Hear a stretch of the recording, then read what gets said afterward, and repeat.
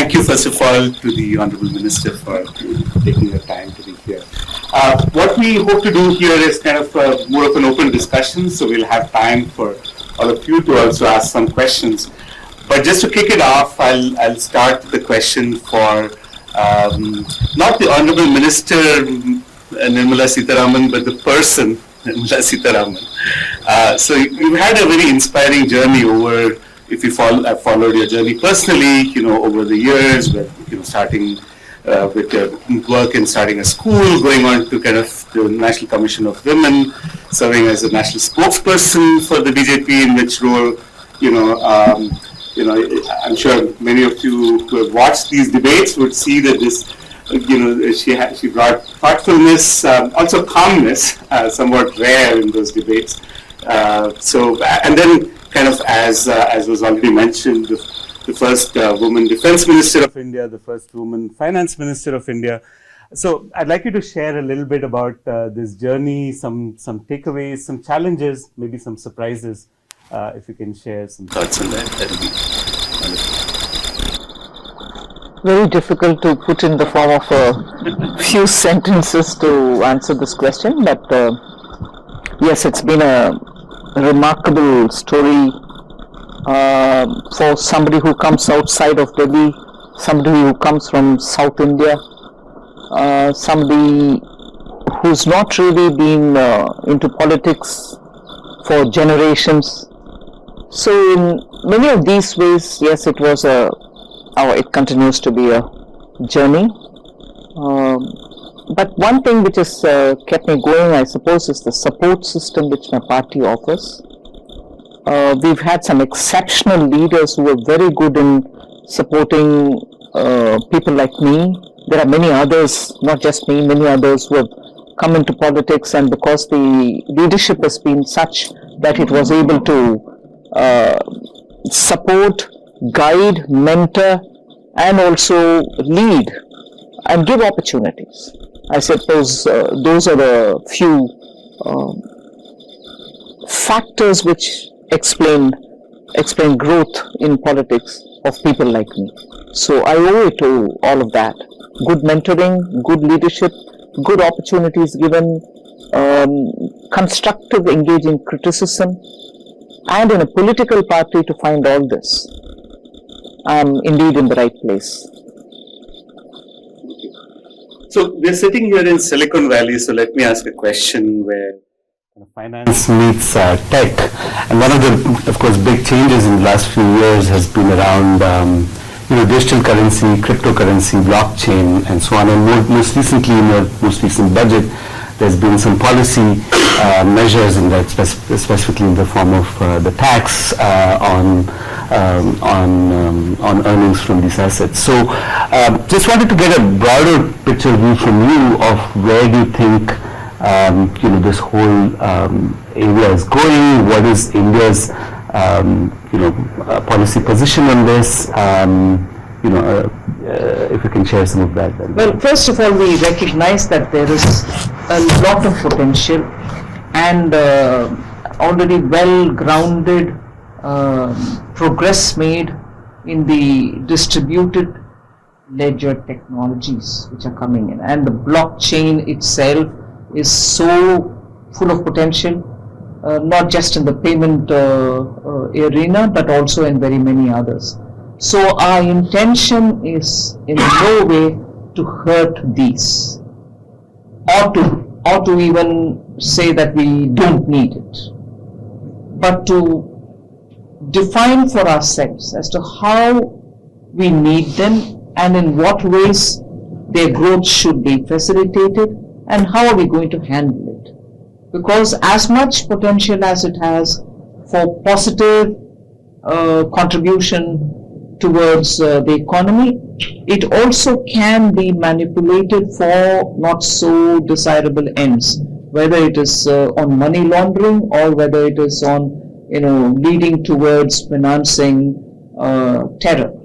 So these are some of the concerns not just India but many countries of the world have, and they are also discussed in global multilateral platforms, in meetings that the World Bank holds or in the meetings that IMF holds.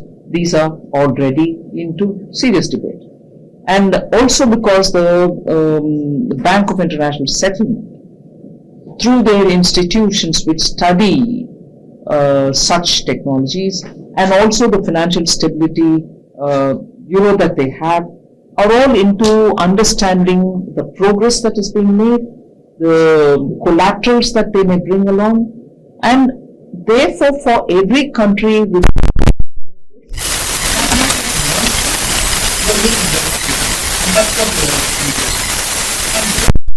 if there is impatience outside in the world saying, what are you doing about crypto? I can understand the impatience, but I'm sorry, that's how it is going to be. It'll have to take its time for all of us to be sure that at least with the given available information, we are taking a discerned decision. It can't be rushed through. So, thank you. Does that answer your question? Yeah, no, I think that's great. John, would you like to ask some questions? Yes, and thank you for coming to Stanford. It's an honor for all of us who are here. So I have some questions about foreign policy and some questions about economics. Maybe I'll start with the foreign policy. But you just were in Washington, and there was a lot of publicity about a G20 meeting where some of your colleagues walked out and you didn't. It seemed quite tense. I've been in G20 meetings, but have never seen a walkout. Did you make any comments about that? Was this a just happenstance, or as a statement, or could you say anything about that? Well, the walkout, yes, did happen. And there were some of us who did not walk out as well. It didn't seem like happenstance. So there's been some thought in deciding that they shall walk out indeed. But the provisions of G20, because the current chairperson also discussed with every one of the members, she discussed with me as well. Also because India now is in the Troika. G20 has something called the Troika of that country which holds the current chairpersonship, the one which held one before, and the one which is likely to hold next. So the three countries make a Troika, and there's greater consultation among them about logistics, about planning for a meet and so on. So in that regard, we were consulted as well by the current chairperson who is from Indonesia. Indonesia holds the chair. So even before the meeting could be held, the concerns that countries could walk out, the concerns that, is it possible to have, Russia not be invited, and so on, were discussed. But I think call has been taken that the G20 in its association, articles of association, or in its formation doesn't have anything which gives the chairperson the right to send out a member or not invite a member. So these are things which were discussed. So as a result, perhaps some of them decided to walk out. Not here, but certainly not in happenstance. Okay, well, thank you for that. We never know exactly what goes on. But my second question is somewhat related, because we're a lot of talking in the United States. The Secretary of State and Secretary of Defense recently traveled to Ukraine, and there's a big question about Russia and their invasion. And maybe the big question is, will the sanctions work faster enough to combat the military? I think that we had a discussion yesterday with Condoleezza Rice, and that seemed to come out a bit. So I don't know. You're right there next to all that's going on. It must be on your mind a lot. There's these are economic issues, to be sure, that are related to the military. But do you have any thoughts about whether it's India's position or what we should be doing differently in terms of sanctions or anything else? It'd be terrific to hear.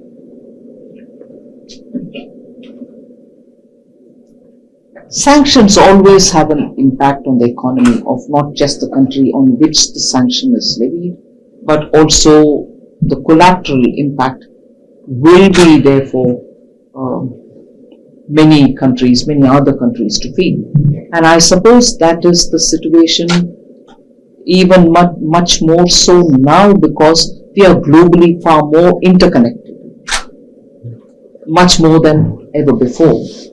The interconnectedness through the digital era gives us great lot of advantage. And that advantage is therefore all of us to benefit from. And that advantage should be built on. But that advantage also brings with it a collateral with a lot of unintended consequences. So for instance, if payments are affected because as a part of the sanction, SWIFT is also one of the instruments through which you impose the sanction, it can have collateral impact on many others on whom you probably didn't intend to have the sanction. So unintended consequences do bear immediate and strong impact on countries in this digitally connected world. So that is one thing which I think when sanctions are decided to be imposed, this set of unintended consequences may have to be factored in from now when the decision making happens. That is one.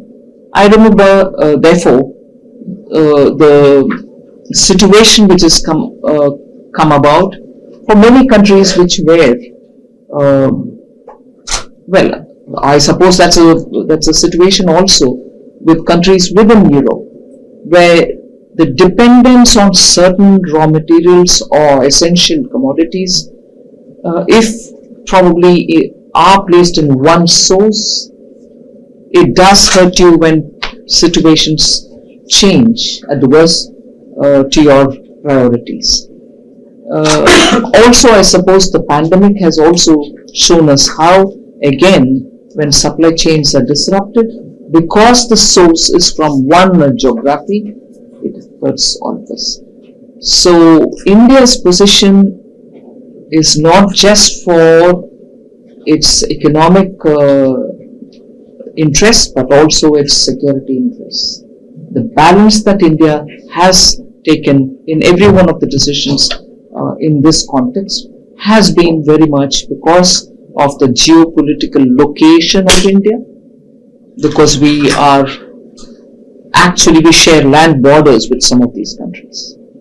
Because of the way in which over the decades India had to always defend itself when situations arose, much against its own interests, in its own land interests, border interests, its economic interests. India had to all the while take care of its interests, almost left to itself.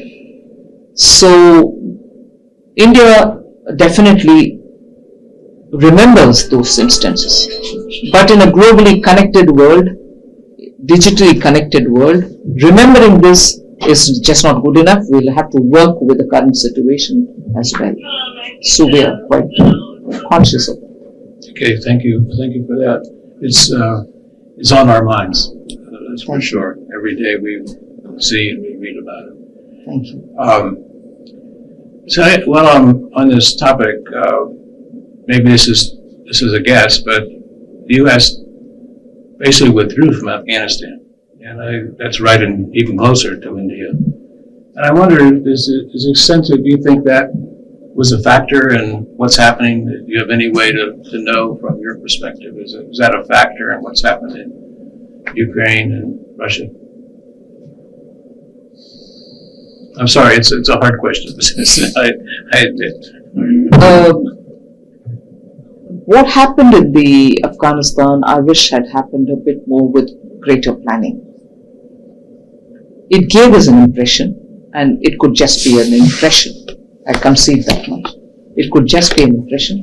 It gave us an impression that it was a hurried and hasty withdrawal, leaving a situation which was left to that region to handle.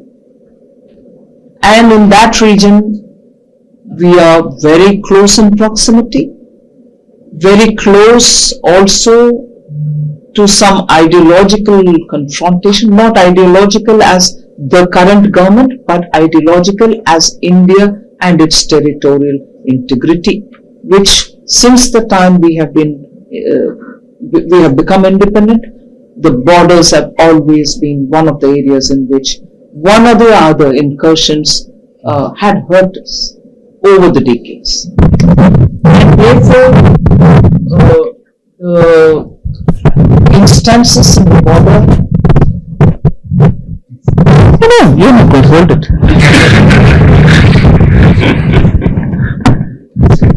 So the instances in the border have always been, and this is something which Government of India has tried establishing with data, with facts, that the incursions have been enabled, emboldened, facilitated and armed by equipments and munitions from that side of the world, from the western, northwestern side of India.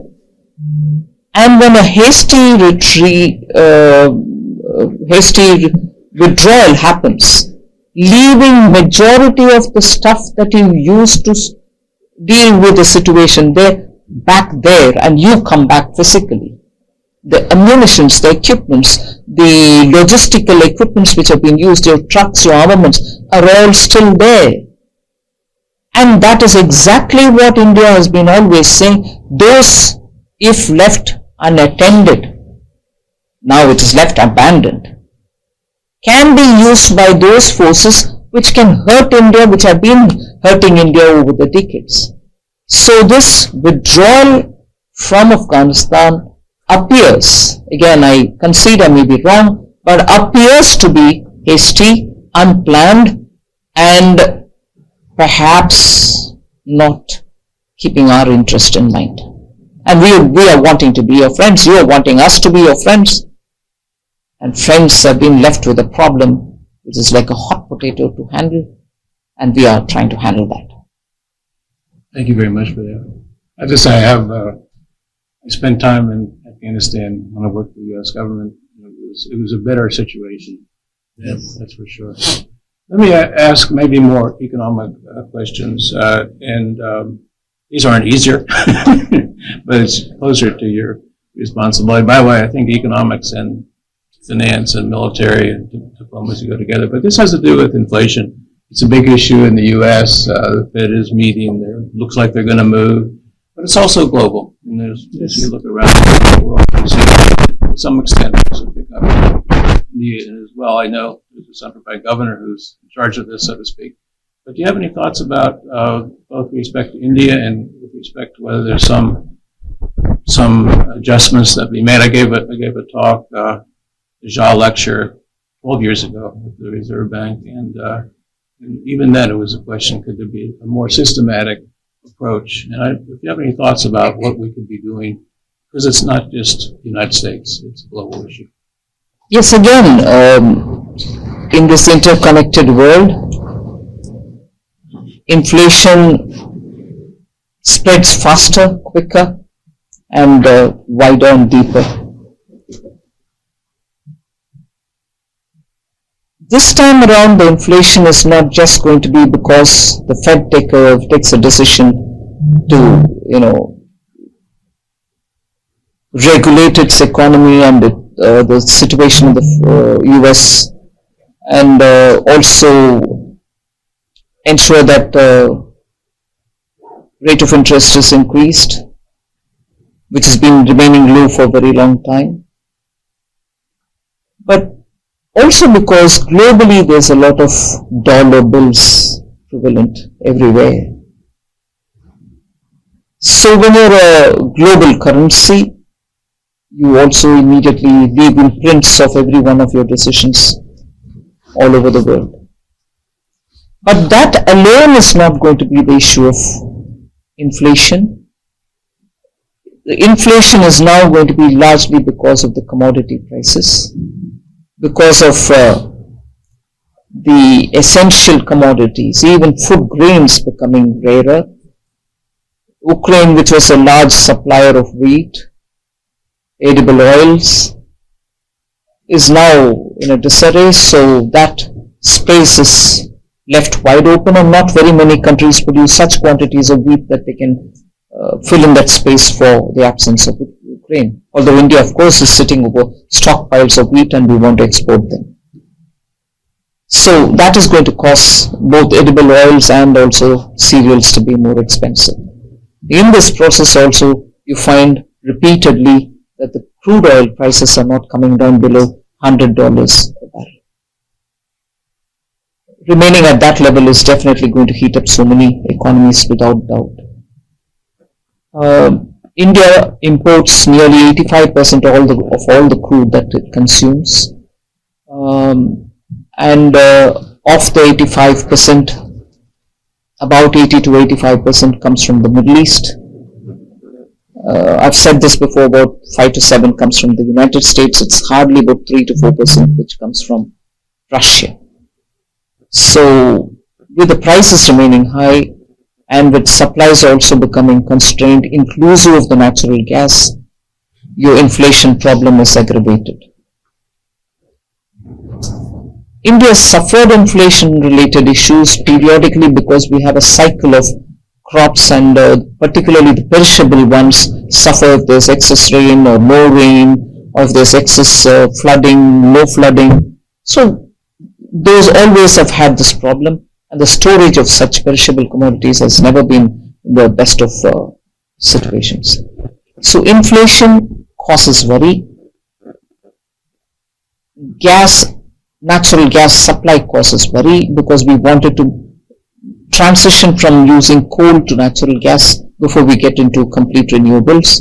Even that causes worry because we've started using liquefied petroleum gas for domestic cooking purposes. Even that's going to affect us because we encouraged even the poorest of the poor households to say convert to using LPG because you can't be using wood and fossil fuel, coal and so on. And there was this impression, and to a large extent, correct impression, that the Reserve Bank was more focused on growth because we particularly were coming out of the pandemic and we had to recover, and the recovery was got to be consistent and sustained. And therefore, there was this impression that the Reserve Bank was probably less settled into inflation and more attentive to growth.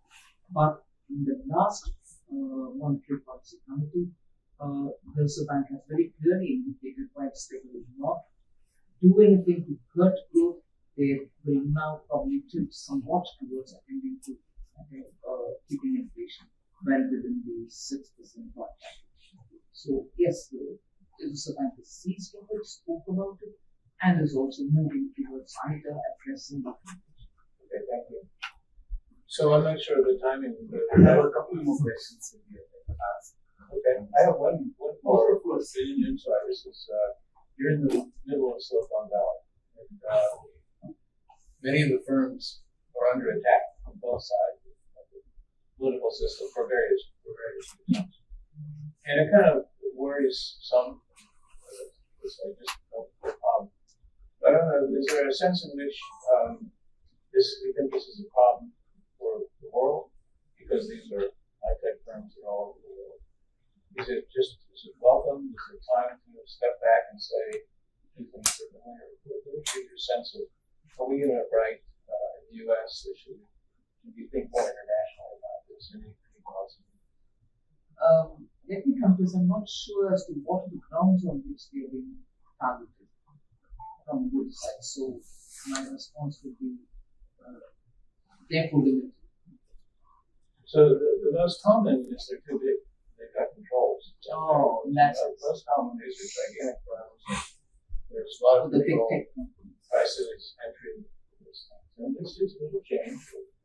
But they may be legitimate concerns. But I would think that the contribution that these startups or tech companies have done to the changing era which is moving from high-tech industry to now moving to Web3 tech situation, and the contribution that they're making in terms of the innovations that they and such innovations may be likely seen for businesses and for even a common citizen are very transformational by their very nature.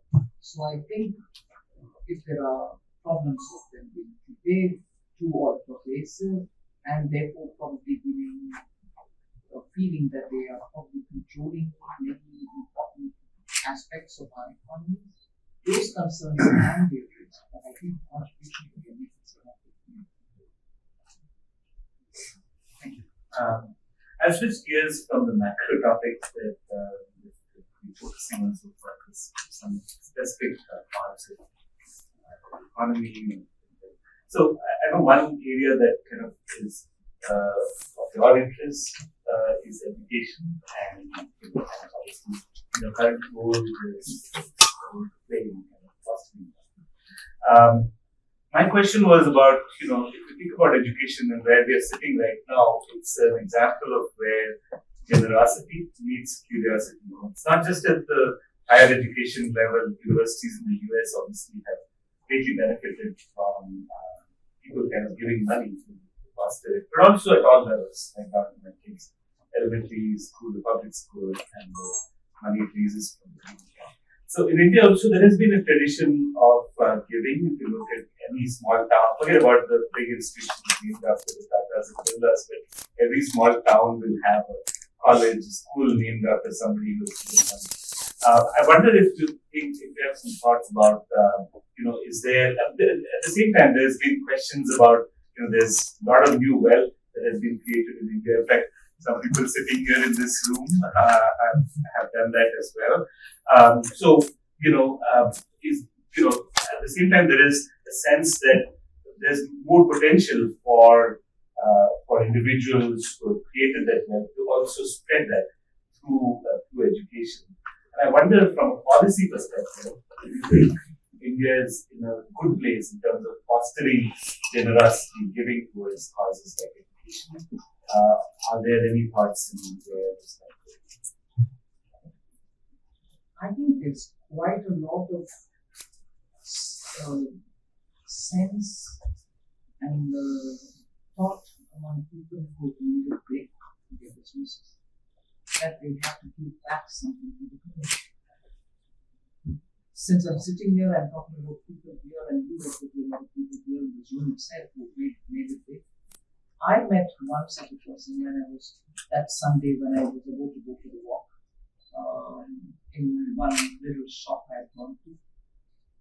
An Indian origin who's made it big, whose children have also done very well. And she comes from sort of the part where I come from. It was all blue when she met me. I said, I think I learned enough. Now I want to give something. I've already started funding schools in that area from where they came from. And in all probability from this year, she would spend more time with her husband. Both of them would spend more time there to ensure quality education be made available to the tourists world, and also bring quite a few technologies which can facilitate education. So I've just taken that one example because there are people here of Indian origin who made it big and who are also thinking of education, of giving back. So that is one example that I've taken, but I can tell you of so many others who, whichever part of the world they are looking at giving back something to their communities, and education is one of the top points. In terms of follow-up, my question was also about, is there anything that can be done from the tax policy standpoint to kind of make it even more attractive? Or do you think 80G is a provision under the Income Tax Act which gives tax concessions for people who do donations to institutions which are recognized as those who can receive these funds, which can put in money for public service and everything. There are enough and more provision already for seeking tax concessions for people who want to give money for such causes. Another question, kind of switching gears a little bit, is that I saw an interview of yours talking after the budget, talking about some fundamental changes in the budgeting process. And one of the big things that you talked about and which is visible in the last few years is greater transparency in the whole budgeting process, the timing of the budget itself, and so on. At the same time, there's other parts of interaction with the government where people have complained of things going backwards a little bit. If you think about in the past, especially compared to China, there was always India had a reputation of statistics that you could trust, that were reliable. So the question relates to, for instance, the National Sample Survey. There's a question around that, poverty numbers around, also COVID more recently, there's the WHO and so on. So I wonder what your thoughts are about transparency in general, and how to kind of make this, increase accountability. What explains this somewhat of a, at least from somebody looking from outside? On the one hand, you see the budget, on the other side, you see other things. What explains this dichotomy within, if you may, maybe it's just looking from outside, or at least what people have commented about, is that, what do you think, what is the policy especially, and what do you think about it? I keep telling myself that I should give brief answers. This is not one of them. This is going to have to take a slightly longish answer. See, India is a democracy, and we have quite a few institutions within the government and outside of it which look at data. Second, India is also a federal setup where center and states have their own domain of working, and disclosure of data will have to come from states as much as coming from the center.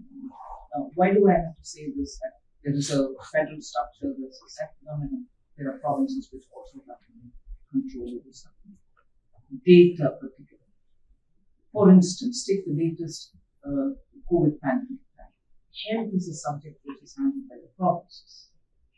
Health is a subject in which the last mile execution happens from the states. States have elected governments there. States have an assembly, which is like the parliament at the state level. Any legislative matter pertaining to that state will have to be within their domain. The budget is theirs. It all gets there legislatively from there. Now, if from COVID, if I take that as the first example on which I want to talk, if on COVID pandemic, for instance, death numbers are varying, are suspect, are being corrected over the period of time, and all of this put together is giving you a feeling that data is unreliable.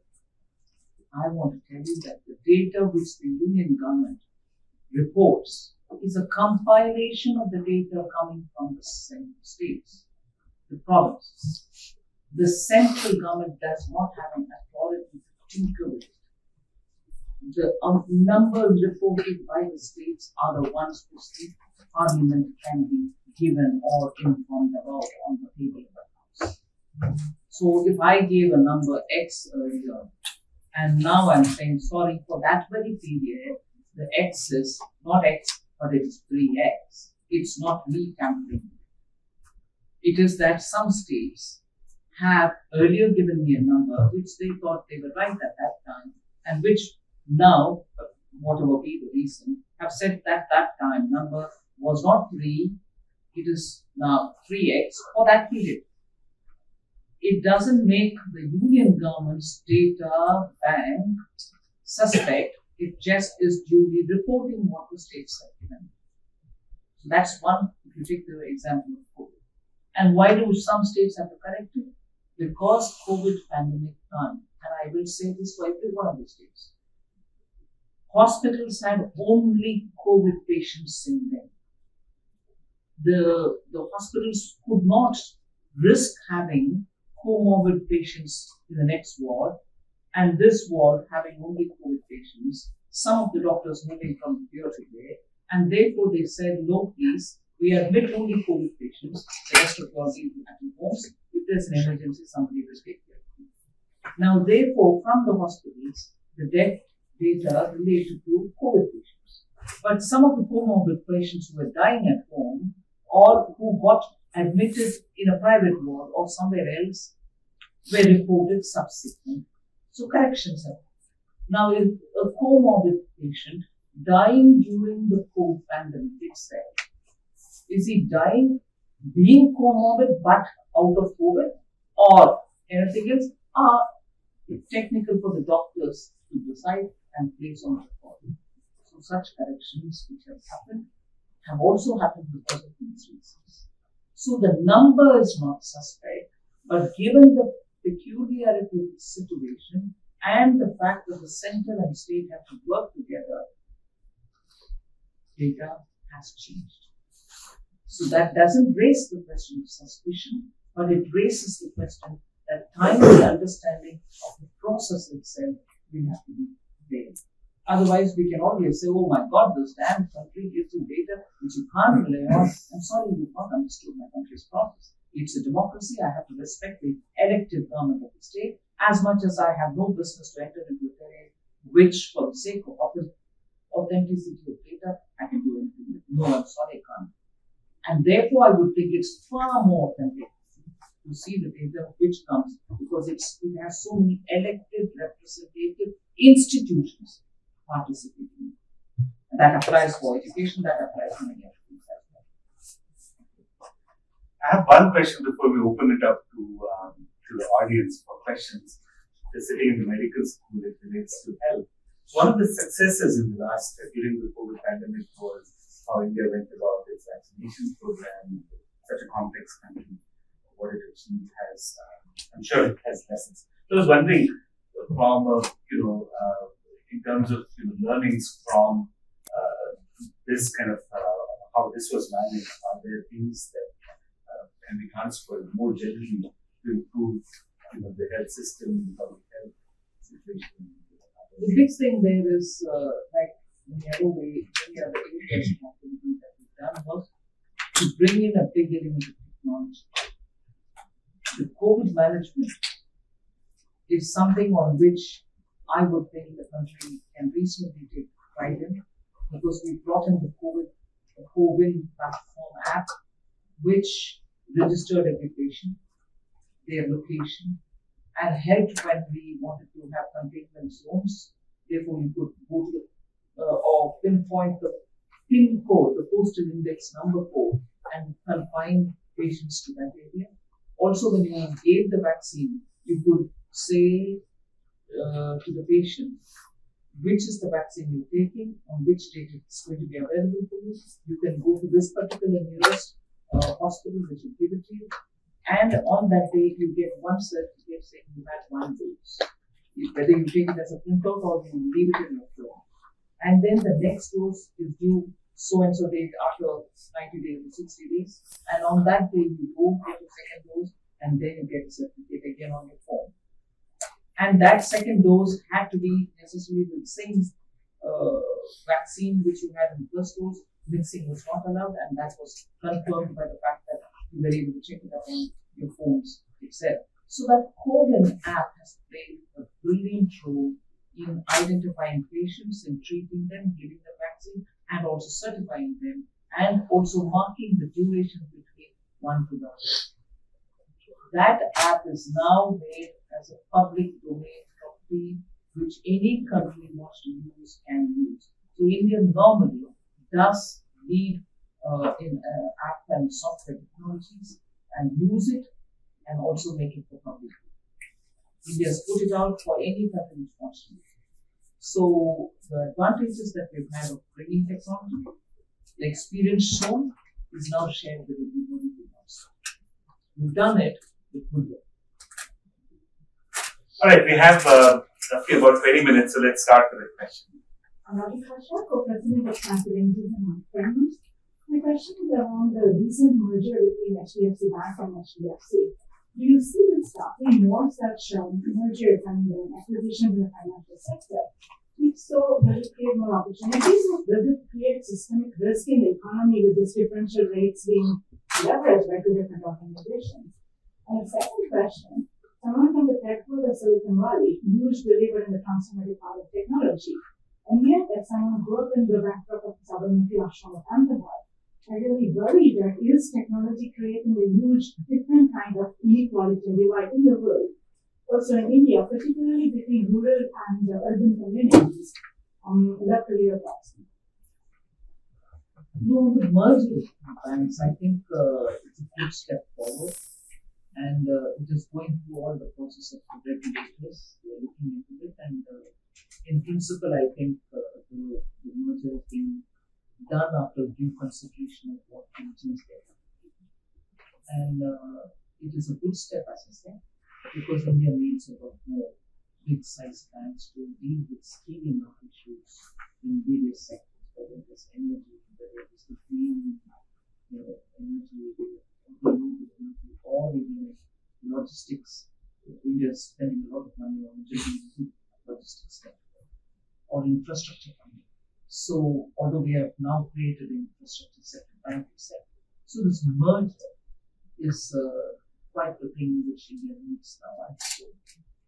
I'm sure it's also getting good standards of regulation. On the digital divide, I agree during the pandemic, we had attempted to ensure that we continue education with children so that we don't lose out. We now ended up losing nearly 2 years of school.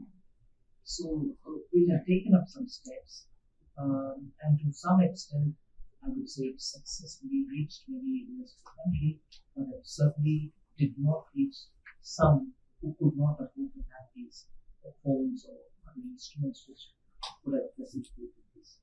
And that is why in this budget we've come up with an announcement that it won't be dependent on a phone, but education can be available on Doordarshan, which is the official one of Indian television, and which has various channels. We have now given 200 channels of Doordarshan so that it can be used for primary up to secondary high secondary learning as a supplement to the regular school, not that schools are pursuing, as a supplement to learning, and also provided in all the languages provided.